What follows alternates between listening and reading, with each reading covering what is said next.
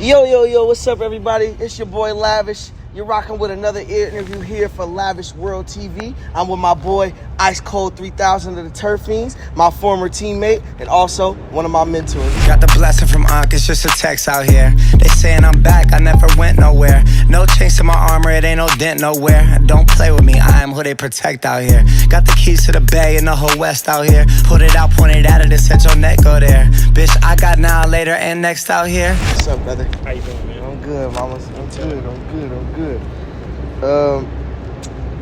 So for this first interview, man, I just want to say this interview is important to me because this one of the people that helped me become Lavish. He done brought me to commercials, music videos, introduced me to some of the people I needed to meet, and just also all out being supportive of me being me. So I just wanted to give you your flowers, brother, and say that's what I wanted to do. Say first off, and say thank you, bro. My mama's. On God. The first subject I wanted to say is, how does it feel being the face of turfing? In my eyes, you like the NBA logo to turfing. You know what I mean? Like, if there was an NBA logo, nigga, for turfing, it would be you fucking with it. How do you feel being do you feel like you the face of turfing? I mean, honestly, I was just having this conversation, man. I honestly feel like it's, no matter who get raw in a game, it could be any top dancer, but just like the LeBron and Jordan conversation is always going to come to me and Dummy. Like, people are going to bring up me and I Dummy. When somebody asks who was the top turfer, me and I Dummy's name is coming up. You know, for me, regardless. And it's like, no matter how long we have not touched the dance floor in a dance battle or whatever, right, our names still come up and we're still considered threats. Right. No matter how much time has passed, no matter how developed somebody is, or, right, you know what I'm saying, our names still come up. So to me, I feel like it's just appreciated because, like, I seen many of me and I Dummy's moves transcend within turf and through so much time. You know what I'm saying? And just with that alone, I could see people really appreciate our style, no matter if they consider the turf an enemy or a friend, whatever. Our moves live through them. So you feel me? So just with that aspect, man, and even you considering that, it's just like, I mean, I'm grateful, bro, to even be that, even be that to somebody, because that's how somebody views me. Like, I'm not telling some people to look at me in this way. People are choosing and feeling like I'm this to them. So it's like, for me, I appreciate it because this is somebody's outlook on me. Right. I mean, to me, it's the proof is in the pudding. Look where we at. Pay attention, you know what I'm saying? If y'all don't know, for those who don't know, right now, where we are currently standing right now, is this awesome mural of this man right here. This is the only man in the Bay Area to have a mural this big, of this capacity of himself with his talent. He's not a rapper. He's not an actor. Well, now he is. He has acting credits. But his true origin is a dancer, and he was able to get a mural this big. So that goes to show you how much effect he had on his people and his community. And I think one of the biggest things that came from affecting your community and the pivotal start of it is dancing in the rain.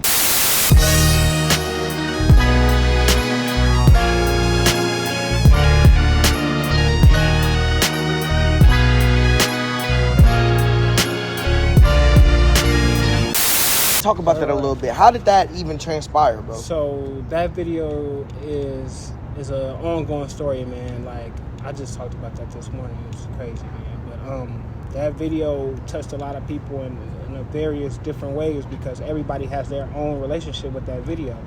And for me, it still hasn't even registered why that video is what it is today. So I consistently have not trouble, but like, just time to realize, like, I still go and watch that video and try to feel, but like I said, everybody has their own relationship with that video. So what other people see, I may not be able to ever see, you know what I'm saying? Because for one, I'm performing in the video, and just this moment may remind people of something that they feeling deep inside, and I don't know their story. So that's why this video helps them resonate their feelings wherever else, you know what I'm saying? So for me and everybody else in that video, I know it's something that's big because it's a continuous shock as to why people still love that video to this day. I even shared that video with Rain Down On Me song on it, and people still love that video. People still talking about all this. It's better with the original song. It's like people love that video still to this day. And then you got younger people who was young back then who grew up now and said, man, I grew up on that video, man. It's still people like playing this video, and I'm like, and then it's like, man, to see that you the dude that's in this video, that's crazy. Right. It's like people grew up not knowing me and to grow up knowing who I was, and then to realize that I was the person in the video because I'm masked up, you know, people don't see my face until the end. And it's just like it's just wild, man, because I still don't understand to this day. Right. But I appreciate the love the video gets, and it's just it's iconic, man. So it actually, like, let's get into the real deep root of it, because you know, since I was a Turf Fiend, I got so much insight foresight on things that, you know what I'm saying, so much knowledge that I could bring out that you're not even going to think of, because you don't want to get an interview right now. So you're not, so a bunch of stuff not going to come to your head instantly, because you're going to instantly go to the stuff you remember. Right. But what I want to let the crowd know is, not only did that video change, you know what I'm saying, things for Yak Films at the time, where we were just exclusively recording y'all, they was able to break out from that video, and it actually made other dancers famous because they were able to start recording those dancers who had no name. Right. So with me saying that is, Yak Films recorded a video that made them go extra viral, which made their platform go viral, and other dancers from across the world started to tap in. These dancers were unknown at the time. You know what I'm saying? These dancers, technically the Turf Fiends who made that video, were the first viral known dance crew to make with Yak Films. You know what I'm saying? So when Yak Films goes to Paris and they link up with the Les Twins, you know what I'm saying, who had no name at the time, who was nobody, who was just some twins that can dance very well, and they get behind the Les Twins and promote them, you know what I'm saying, that's changing the course of things just off that simple video of dancing in the rain. Mm-hmm. You know what I'm saying? And those are things that the people don't know, you know what I'm saying, that should be talked about in more detail. Right. You know what I'm saying? For some reason, people are scared to talk about the truth and detail and shit. I mean, we helped create the Les Twins. They came out here, seen our style of turfing, and then they went back talking about new style. And new style looked just like us out here fucking with it. Right. So it's like, I mean, you just smile when you see somebody that you influence, but you know you're not finna get no credit for it. So it's just funny at that point, man. It's just like, go ahead. We know the truth, but then at the end of the day, it's just like, what can you do? Right. Great, good artists create and great artists steal. That's what they say. I mean, I heard that in cartoons growing up. So it's like, hey, man. Right.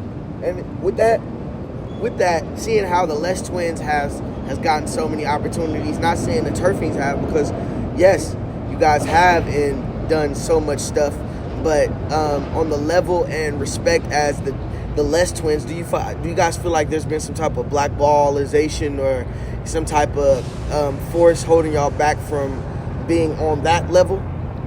I feel like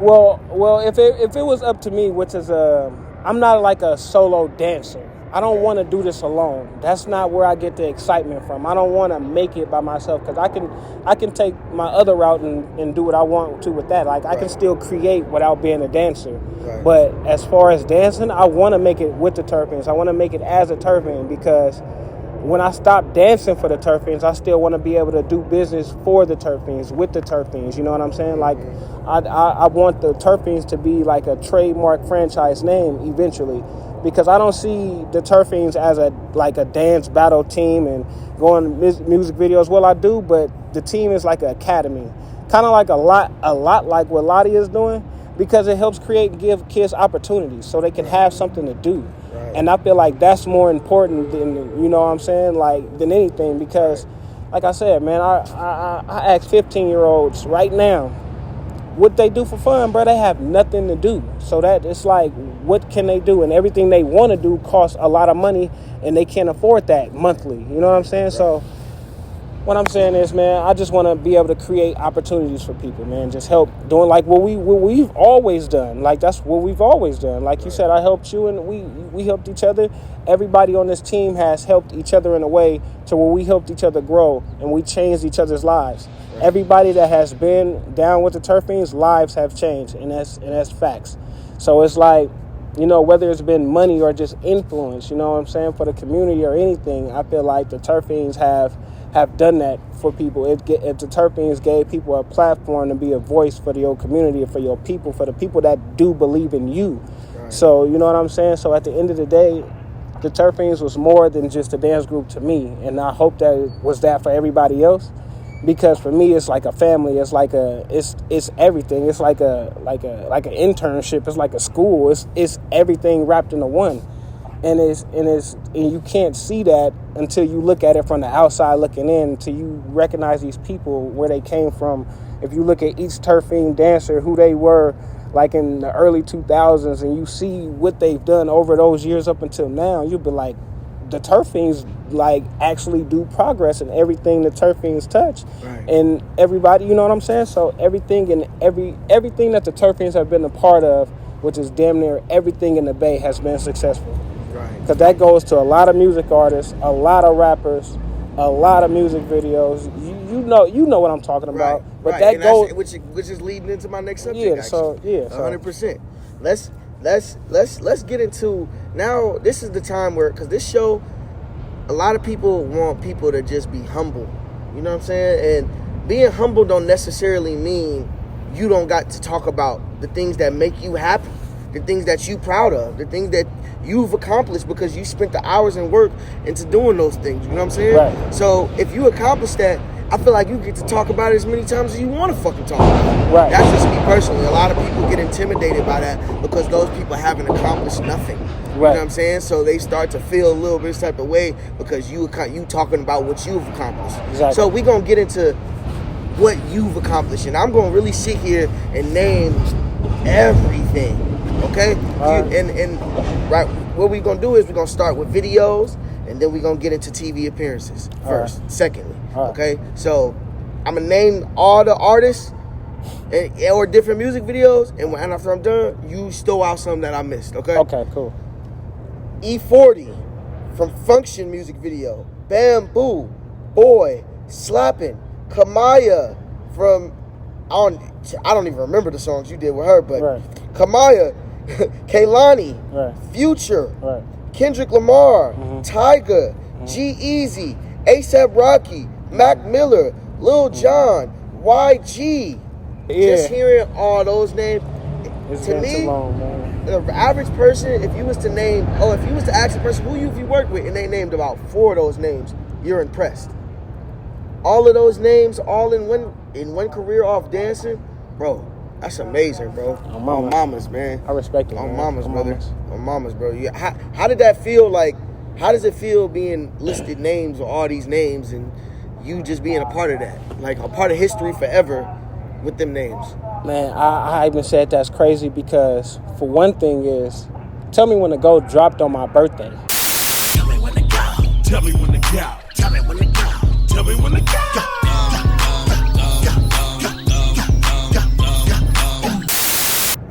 It dropped on March 14th one year. You know what I'm saying?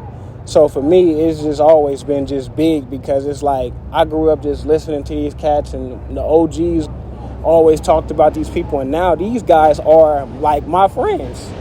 Like, you know what I'm saying? Like, these artists are our friends now. Like, we have different conversations, and people used to look at us weird when we was backstage. Like, what are they doing back here? Right, you feel me? Right. People used to side eye us when we was backstage, but it's just like, you know what I'm saying? We getting invited by the actual artists and not somebody extra. We go to music videos. We're never booked through the agency. We're invited by the artist. So we get there looking for people. They don't even know who we're looking for because the staff don't even know the people. Right. So it's like, you know what I'm saying? We look like we don't know what we're talking about. Then they see us and they're like, oh my, well, you know what I'm saying? So it's just for us, man. It's always been just next level weird because it's like this is really happening. But I've been doing it since a teenager, so it feels regular. Right. I don't never take the moment in. It's just like, oh, I got to go do something with 40. I got to go do something with G-Eazy. We got to go to LA real quick. We got to go to New York real quick. And it really be, just to say that real quick, and it literally be like, real we quick. Go there real quick, 2 days, come back. Right. Like, damn, y'all. We didn't even mention Chris Brown. Oh, yeah, Chris Breezy. I forgot about Breezy. Chris Brown also, too. And I this is what I will say. It's important. I need to say this for the fans, for the Lavish World fans, everybody. This is the man who got me in Future Mask Off video. Me and him are the only. Go check out that video. It has over half a million views. Half a billion views. Go check that out right now. Me and him are the only official dancers in the video. And for a long time, bro, that shit meant the world to me still to this day. Right. You know what I'm saying? Like, I didn't even realize that was the first, like I said, it's so regular to me, I didn't even realize it was the first big video for you. Like, huge. I never realized that until you said it, and like it clicked, like, huge. Oh, okay, I get it now. Like, now I get it. And that's why I say I'm so appreciative, because I'm gonna tell you a quick story. That night that we left the video, which the video was at 4:00 in the morning, you know what I'm saying? Me and him had to go pull up at 4:00 in the morning, somewhere downtown LA, shoot our scene real quick. And as soon as we leave, the only connections I had in LA at the time was women. You know what I'm saying? Strippers. Oh, so I'm wrong. So I'm messed up. Well, which one of us is the one missing a bitch, Tom? You don't see me running around looking for a bitch. I know where all my bitches are, thank you very much. You know what I'm saying? So I hit up the only connect I had. I left you. I don't know where you went. I think you made your way back, huh? Instantly. Yeah, I smashed back. And then she smashed back. Me and him, we pull up to the Mask Off shoot, 4:00 in the morning. We knock out our scene, you know what I'm saying? This is my first big video, so Ice Cold is showing me the ropes. You know what I'm saying? He kind of showing me how shit get done. He talking to the director. I'm really paying attention. You feel what I'm saying? I'm watching how everything going. It was real player. It was real sly. He didn't even tell me what video it was. And you got to remember, this is the biggest song at the time. This is the biggest song of the year. You know what I'm saying? So I pull up. When I get there, I find out what video it is. I'm like, what video is it? He tell me, like, Mask Off. Nigga, I get so motherfucking juice. I remember how juice you was. Bro, what? That's why I didn't want to tell you. He said I had to make up for that Kendrick Lamar for that All Right. Because, you know what I mean? He was in the Kendrick Lamar All Right and didn't give me the call. So I'm like, I've been holding it against him ever since then. But anyway, make a long story short, we both, after we shoot our scene, we both done the video over. We both go our separate ways, you feel what I'm saying? This is my first time really having my, like, LA experience. So I'm leaving a huge music video shoot, and I go tap in with my LA Connect, which is a stripper. She got an apartment up in NoHo. I get there at 5 in the morning, so she don't answer the door for a good 5 minutes. You feel what I'm saying? She answered the door. I walk in. You feel what I'm saying? I look on the couch. Guess who on the couch? This nigga Trippie Redd. Nigga Trippie Redd on the couch slumped. You know what I'm saying? Anyway, I go in the other room. Wake up like 2 hours, 3 hours later. You know what I'm saying? Ended up talking to Trippie Redd. I ended up spending the whole day with Trippie Redd. He invites me to his house, to his spot. He takes me to a cannabis club, gets me free weed. He takes me all over LA and shows me hella different spots where he's finna shoot his next music video. It showed me massive love, bro. Follow me on Instagram and all type of shit, bro. And ever since then, I was like, damn, bro. This is damn near like one of the most legendary days of my life. Like, I just left doing the Mask Off video shoot with my boy G, Ice Cold, and now I'm here mobbing around with this nigga Trippie Redd on some random shit. You know what I'm saying? And that just showed me, like, all the endless possibilities of just how shit can go. You feel what I'm saying? And just him opening up the door for me led into opportunity. And that just, the root of my story is, you don't know where opportunity could take you. So when somebody offer you opportunity, that shit is worth more than money sometimes. And you got to respect it like currency value. You feel what I'm saying? Opportunity is always sometimes worth more than money. That's right. What I will say. You feel what I'm saying? That's the point of that story. And I just want to say again, thank you, brother. Man. For sure, man. You already know. For sure. You know, that's who I am, just regular. Go Bombas. Go Bombas. That's why I fuck with you, brother. So those was the music videos. We just gonna get it. Now we gonna get into these TV appearances. You feel what I'm saying? These are all the things this nigga done TV wise, and you know what? I'm gonna mention video game wise too, just because I'm gonna throw that in there. Jimmy Kimmel, who I've also been with him on. Jimmy Kimmel. Lavish the Turf Feinz, man. We in here. We at Jimmy Kimmel minute, so y'all stay tuned. Full face, baby. Hey, yeah, hey. It's the face of the. He performed at the NBA Finals twice, which I always also performed with him with too.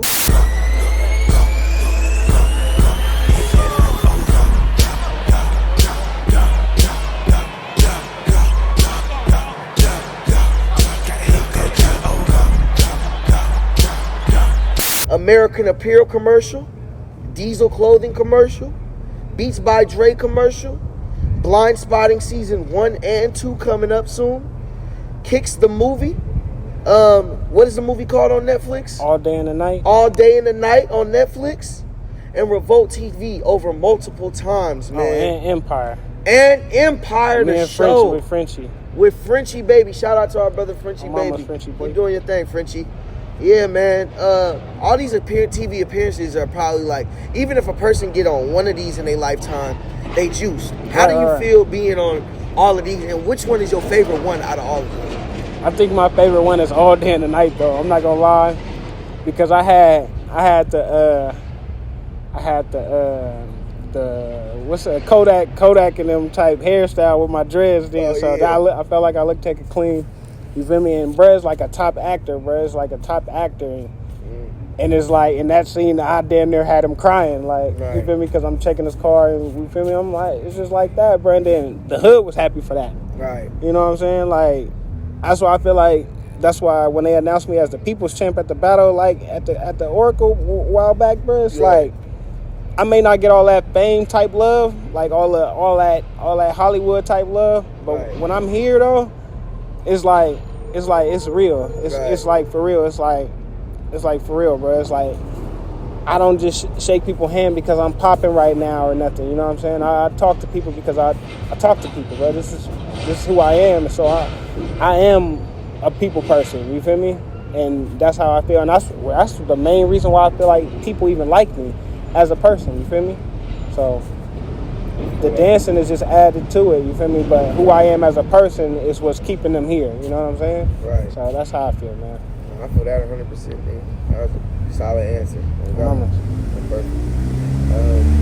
All right, so this next subject we finna get into some little controversial. You know what I'm saying? The controversy. If you don't know, again, I used to be a Turf Feinz. You know what I'm saying? I done so many things with the Turf Feinz. You know what I'm saying? Growing from joining the team and seeing it rebuild, because I came in on the team at a time where dancing almost was falling off. It kind of wasn't cool, and it kind of wasn't respected as where it used to be. You know what I'm saying? So, right. I was part of the rehabilitation of the Turf Feinz and just the dance community, kind of bringing it back, making it cool again. You know what I'm saying? So, leaving the team, I will say, was bitter. Was very not. It was hurt. It hurt. You know what I'm saying? Right. Hurt having to leave something that you felt like you helped build, and right. You know what I'm saying? I just want to know, what's your point of view on it, and what's your point of view on just me? Y'all leaving? Yeah, so us leaving in general. I mean, like I tell everybody that asks me, man, it ain't nothing happened like bad. Like from my point of view, you feel me? I'm just not gonna tell nobody what to do. You feel me? And people free to make their own decisions. I thought that's what being a man was from the start. So it's like, if we as a people are just here, you feel me? We on this team. At the end of the day, people grow. People make their decisions of what they want to do in life. So at the end of the day, you just got to be that, bro. You just roll with it, and you just live. I mean, I'm not gonna stop doing what I'm doing.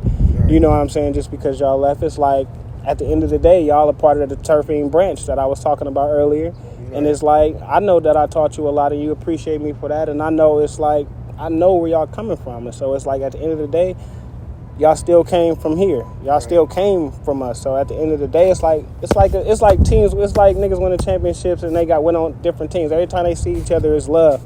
You feel me? Every time. So every time I see y'all, to me, it's like I won championships with these niggas. Right. And we got rings together. So it's like I can't just... That's how I feel. You feel me? So Right. at the end of the day, I respect everything that we did. I respect people's decision. That's not going to make me... How I feel about y'all right now individually as people is how I always felt. Okay. So Moments. that's how it is. So Moments. that's why it's love where it's love at. You feel me? So I mean, I will say I wish things were just more organized, and I won't say it ain't. I'm not gonna blame it on nobody because it's not necessarily nobody's fault, and I know your true intentions is just to keep this shit alive, right. at all costs. And I know some of the things that you said, even the shit that you go through that you tell me, you know what I'm saying. As a part of that, just keep it alive. You deal with it and you take it just because you see, like you said, Turf Feinz over everything. You know what I'm saying? It's bigger than that because if I let something stop me from doing something, it's like how could I walk away from something I know I care about? You feel me? Like that's nobody walks away from something they care about. So what I look like doing that? It's like no matter how much shit I talk about the Turf Feinz or what I will never leave this. It's like nigga, like you know how many weak teams Kobe played for on the Lakers? Where you feel me? After his championships, it's like he could have been retired after. You feel me? After a year after Powell left and he wasn't getting nobody else. Feel me? He stayed with all those weak teams. Feel me? His body broke down on the Lakers, bro. Right. So at the end of the day, he left it all on the floor, and that's what I plan to do.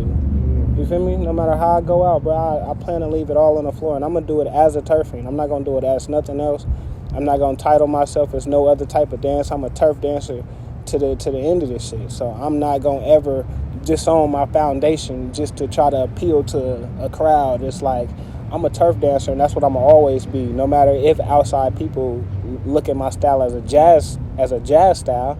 I mean, it's just the way I move. But at the end of the day, I'm a turf dancer, and that's what I'm gonna always be titled as. You know what I'm saying? So. I like that. Yes, brother. Okay, so when it comes to you being in the entertainment here in the Bay Area, I feel like we got this thing where it's like, I don't know, but you know that Boosie shit we be talking about, bro? Why is the Bay like that? That's what Lavish World is here to do, to destroy the Boosie shit and kind of bring us in as one unit to where when these other motherfucking states see us, they know we one unit. You know what I'm saying? There's nothing that can really separate us. You know what I'm saying? But how do we get rid of that Boosie shit? And what is can you help name for the people what is the Boosie shit we talking about? Because we know what we talking about. Well, the Boosie shit is simply like blackballing somebody. Simply if somebody like speak the lowest about you, and you know what I'm saying, somebody asks about you and then they speak the lowest and not try to give you the proper praise, they say the least they can about you, so people won't even look at you like you're doing something positive or good, or you still going. You know what I'm saying? They want to minimize what you doing.